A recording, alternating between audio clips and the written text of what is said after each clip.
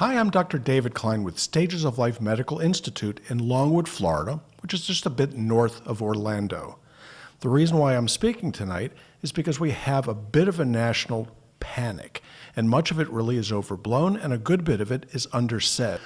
Essentially, what's going on here is we have the makings of a pandemic of a virus that really may or may not be that important to us as a species.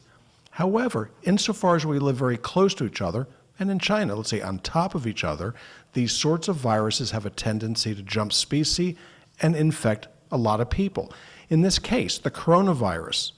Now, coronavirus is around. It's been around. The veterinarians, those lovely doctors that take care of your dogs and cats, have known about coronavirus for years. There is, in fact, an inoculation for routine garden variety coronavirus. But sometimes these things have a tendency to mutate and develop new varieties, which is what happened with COVID-19. Now, just like MERS and SARS, which are also coronaviruses, it came from China. Well, wouldn't you know it, okay? Where and when did this happen? And it came out of a food market.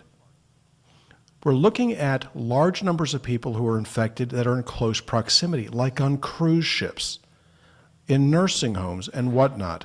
Now, what do you think the chances are that one person is going to infect 600 people on one cruise ship? Very, very small. What do you think that 105 people sitting in a nursing home are going to get from one orderly? If you've ever been in a nursing home, you realize that it's hard to even find an orderly to take care of grandma. It doesn't happen. But what these two circumstances have in common, and what's interesting, is food service. Now, what happens with coronavirus is it resides in dogs and cats. And so what do? It's an orofecal transmission. It sits in the gut of these animals. And how does it transfer to humans? By a dirty food bowl. That's how dogs transmit it to dogs. Well, wouldn't you know it? Dirty food bowls occur in restaurants. Dirty food bowls occur in ships. They occur everywhere. So food service transmission is probably what we're looking at here. So how would this happen? 105 people in a nursing home all get it at one time, and you think that one person walked in and sneezed all over everybody? It is physically impossible. But one food service worker getting a kiss on the lips from his or her dog is sufficient to pass this along. Now, dog lovers, cat lovers, okay, these sorts of individuals, okay, they get face licked all the time.